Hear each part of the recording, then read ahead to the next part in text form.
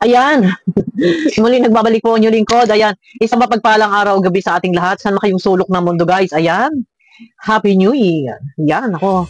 Pagpasok ng 2025, naway saluhin po natin ang lahat ng pagpapala mula sa may kapal. Ayan, Happy New Year po sa ating lahat. Alam ko ang iba ay nagre-ready na po ng kanilang ika nga ay pampaswerte sa kanilang hapagkainan. Pero huwag po tayong aasa sa mga pampaswerte na iyan. Ika nga ay samahan din natin ng galaw-galaw, sipag at tiyaga. Ayan, Merry Christmas and Happy New Year.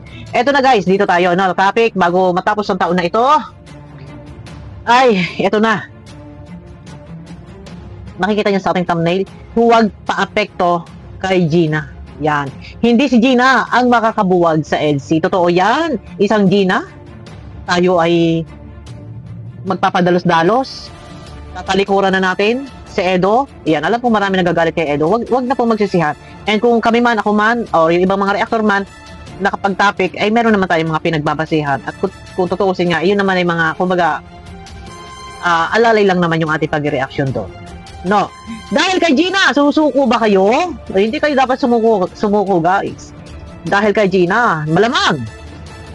Dahil nagpanik, nagulantang, nayanig ang mga EDSI supporters. Dahil kay Gina, halakhak ngayon si Gina. Maaring yan ay tuwan-tuwa. Pero, ayun na, tuwa-tuwa yan. Pero, ipamukha po natin. Ipakita natin na hindi tayo apektado bagkos ay nag-viral, nakilala, mas lalong nakilala ang EDSI. Hindi tayo dapat susuko or magagalit kay Edo or iiwan na si Edo, hindi na susuportahan si Edo. No. Marami nagko-comment, kaya ang aking mga upload guys ay aking ini-off sa dali lang. At bakit ganito mata ko para may pilik mata? Ini-off ko yung aking comment section na sa ganun na hindi naman mabas si Edo. Hindi, ito, tuloy-tuloy na tayo ha. Labanan ang tukso na siyang sumisira. Labanan. Di ba may kanta yun? Labanan daw yung J Brothers na kanta, no? Labanan ang tukso na siyang sumisira sa pagmamahalan. Di ba? Nabuhay ang EDSI. Naway pagpasok ng 2025, bonggang-bonggang EDSI na ang ating mapapanood. At akala ng iba ay mabubuwag ang EDSI kung meron man silang pinaplano, binabala na bulilyaso. Sorry. Sorry. Dahil ang mga fans ay talagang yan ay matatalas ang kanilang mata. Mga bantay. Bantay kalinga po iyan. Kaya thank you sa mga solid supporters dyan, sa mga panatiko. Maraming salamat. Talagang naandyan po kayo. Bantay kalinga. Talagang sila ay nagliligalig at talagang naghuhuramintado at hindi pwedeng ganun-ganun na lang. Hindi sila pumapayag. Pero yun na nga. At sabi nga nila ay yun, may nag-reaction ng isa, kasalanan daw ng lahat. Lahat, walang sinuman na tama, lahat daw ay may kasalanan. Teka muna, parang naano yung aking mata, may pilik mata yata sa loob. Eto naman, balikan man natin, yung paulit-ulit, magsisihan man, ay naandyan na po. Ang gawin na lang natin, huwag tayo magpa-apekto kay sponsor Gina. Dahil yung sponsor na yan, hindi po iyan, ika nga ay, tawag dito, hindi siya yung napaka-importanting tao sa buong kalingap. Dahil ang puso niya ay hindi naman po nakasuporta sa buong kalingap. Kumbaga meron lang siyang gustong tao na sinusuportahan. Kaya hindi po big deal yan. Hindi po natin yan dapat pakaseryosohin. Hindi natin dapat iyakan. Labanan. Tukso lang si Madam Gina.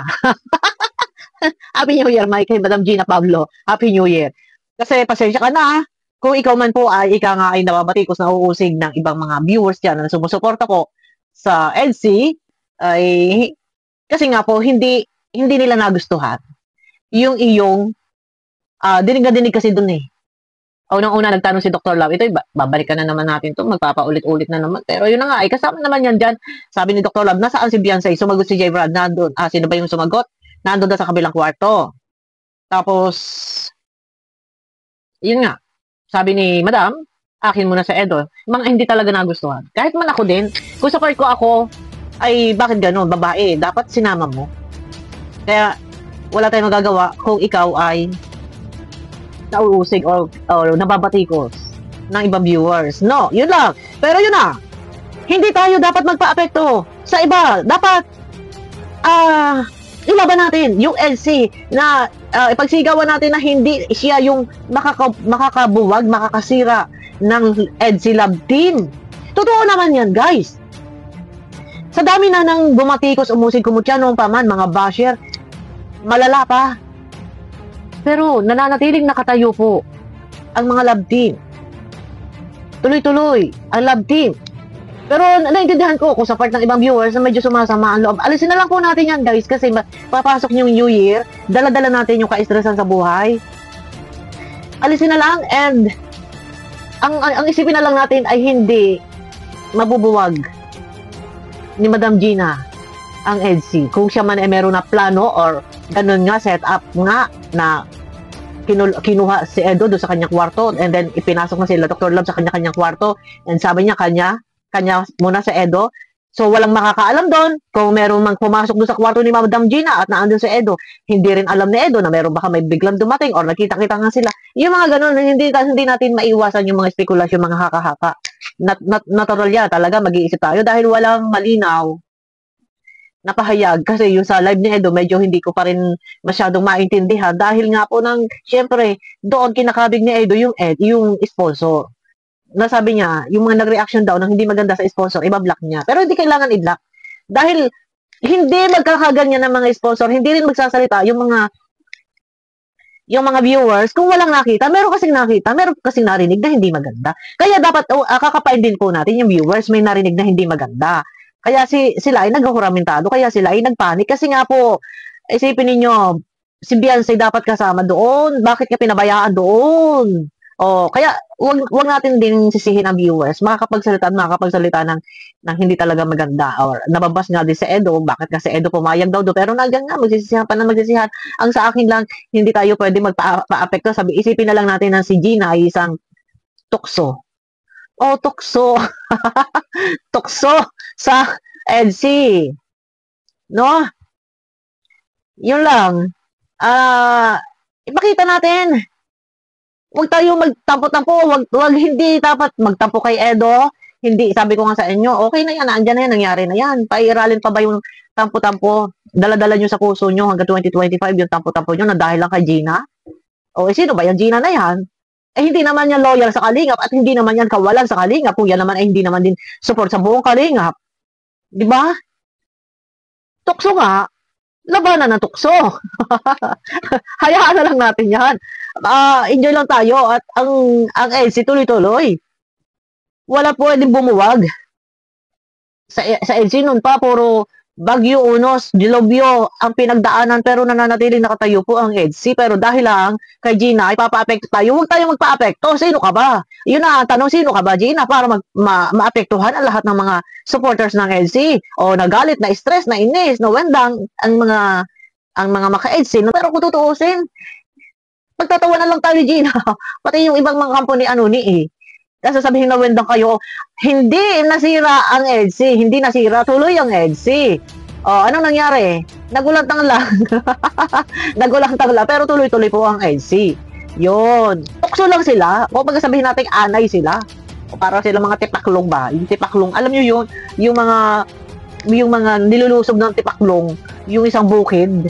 Tapos, pag dumapo yun doon sa mga palay, pag nagliparan yun, ubos ang lahat ng palay. Para mga ganyan lang yung mga tipaklong, no? Pero yun na, basta, wag tayo papatalo, wag tayo papatinag, hindi tayo dapat papaapekto. Labanan natin.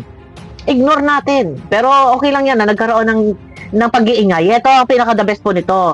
Nagkaroon ng pag-iingay. Kesa naman, malaman pa na ganun yung setup doon sa iba. No? Maigi yun, nabulilyaso agad-agad. Kesa nakakuha tayo ng informasyon na balitaan natin doon sa iba na si J. Brad at si Beyonce ay magkasama sa loob ng hotel. Tapos si Edo at saka si Gina and yung grupo ni A ay magkakasama naman doon sa kabilang hotel. Sa kabilang room.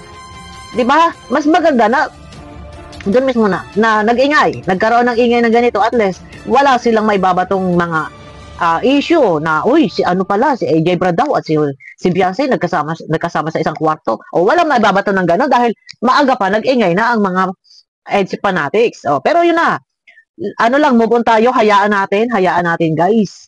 Ang isang Gina Pablo, pakita natin na hindi tayo apektado at tayo'y masaya at hindi hindi nila mabubuwag. Akala nila mabubuwag nila ang EDSI. Huwag ninyong ibaba sa Edo. Kasi baka mamaya, baka strategy talaga yun ng sponsor na sinabi na, sige, dito la para magalit ang mga EDSI supporters kay Edo. Hanggang sa tuluyan ng ma-stress na sa Edo, umayaw na. Yun, yung mga ganon. Kumbaga, gagawa talaga nilang ng issue, kukulungin sa Edo, tapos hanggang sa tayo ay magagalit kay Edo. Hanggang sa Edo na ay tuluyan ng umayaw. O, yung mga ganon. Kaya huwag tayong pa-apekto, guys. Isipin na lang natin na ano lang yan, anay, sa EDSI. Kasi, maaaring planted talaga. Plano yun talaga yung plano. Yung meeting place nila, yung sa hotel, doon sila magtatagpo-tagpo. Kaya, talagang expected na yun, na meron talagang magaganap na may mangyayaring issue talaga na ganyan. Ay, nag-ingay-ingay na. Ayan, issue na. Pero hindi nila kayang buwagin yung EDSI dahil nandiyan si Kalinga Prab. Itutuloy-tuloy yan ni Kalinga Prab. Kaya doon sa iba, sorry na lang. Yung ibang akala nila ay mabubuwag nila yung EDSI. Itong sa kabila, sa company E, at kay Madam Gina, ay nagkakamali kayo. Gusto pala ninyo sa Edo. Ay, sana kayo na lang ang pumunta sa Daet. No? Pumunta na lang sana kayo sa Daet. Pinuntahan ninyo doon sa bahay sa Edo. Sa bahay na Edo, pumunta kayo. Di ba? Nanay mo pala, ikaw palang nanay. Pero yan na, sabi ko nga sa inyo, labanan natin yan, labanan ng tukso. Hindi tayo dapat magpapatalo, magpapadaig. Hindi ko sinabi labanan na makipag-rebuttal, no. Hindi yung laban na bakbakan or awayan, hindi po. Ignore lang natin at huwag tayong paka-stress. Yun lang. Labanan natin yung ka-stressan. Kasi walang diyan. Hindi sila magtatagumpay sa plano nila. Baka iniisip nila, magkakaroon ng yun na. Pero yun na. Mag-New Year, huwag po natin ibaba sa Edo, guys. Ino-off ko yung comment section. Kasi hindi ko natututukan. Nababas po sa Edo. Please, huwag natin ibas. Sabi ko nga sa inyo, lang yan, pagsubok lang yan. Huwag tayong padadaig. Huwag tayong panghihinaan ng loob. Yung iba sabi na ayaw ko na kay Edo, huwag tayong panghinaan ng loob. Pagka umiral sa inyo yung ganyan, yung pinanghinaan ng loob at umayaw kayo kay Edo o binabas nyo sa Edo, ay di halakha ngayon itong Gina at nasabi nila nasira yung EDSI. O, yun lang. Yun lang. Hindi tayo pwede magpakaseryos dyan. Sino ba siya? Diba? Ay, hindi naman yan full support sa buong Kalingap. At ang sinusuportahan nga niyan ay yung hindi na Kalingap. Diba? Ayun na, guys. Abangan nyo ako sa aking next video. Happy New Year! Puto ka na po mamaya. May galam shoutout. Guys, ayan. Naway, saluhin natin ang lahat ng pagpasok ng 2025. Yan. Love! Alisin natin ang mga ka-stressan. At ayun na. Masarap mabuhay ng merong peace of mind. Ayun na, guys. Abangan nyo ako sa aking next video. May galam shoutout po sa inyo lahat.